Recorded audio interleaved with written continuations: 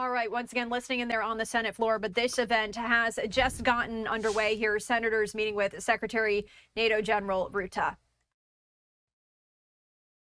Resupplying not only Ukraine, but modernizing the whole of NATO. I want to express my appreciation for my partner, my Democratic colleague, Jeanne Shaheen, for all the work that she's done over the years with the Senate NATO Observer Group, and yield to you for questions. Maybe give an update on legislative That'd be great. Activity as well. Well, I will just echo the appreciation to have Mark Rutte, the Secretary General, and Ambassador Whitaker here to give us an update on what's happening with NATO in Europe.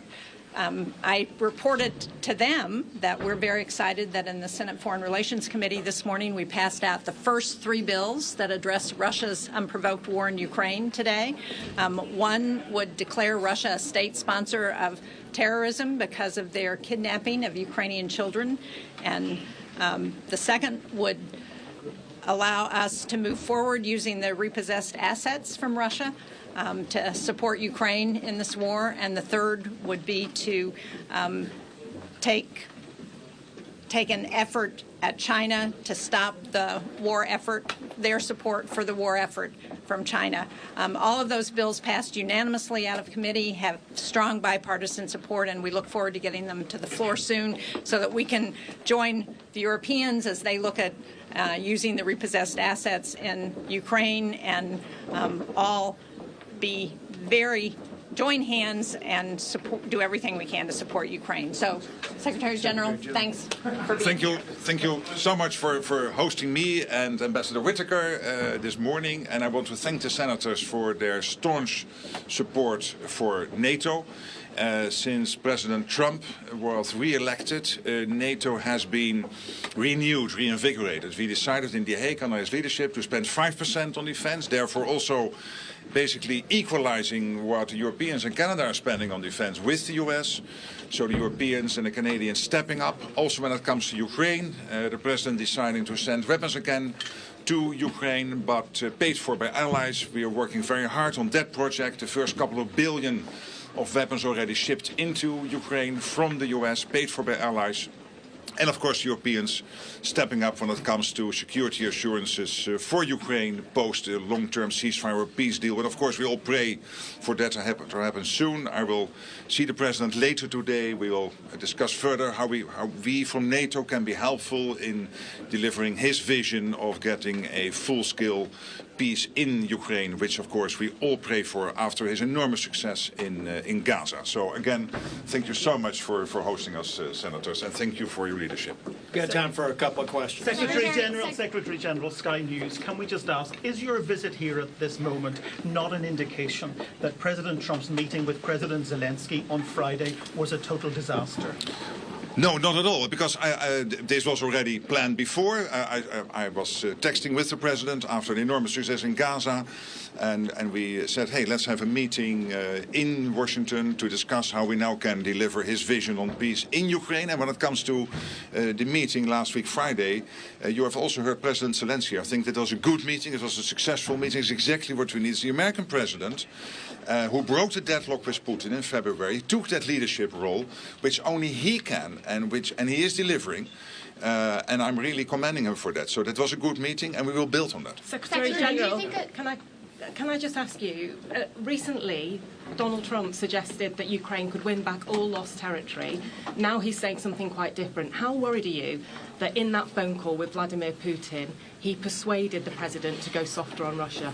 Well, I have total confidence in President Trump. And he's the only one who can get this done. He is the leader of the most powerful nation on earth. You are all citizens of the most powerful nation on earth, the most powerful economy, the most powerful military, and you have a president with a lot of experience because of his first term in office, and who has a clear vision on bringing this war to a durable and lasting end. He wants that. He wants to end the bloodshed. He wants to end the killing.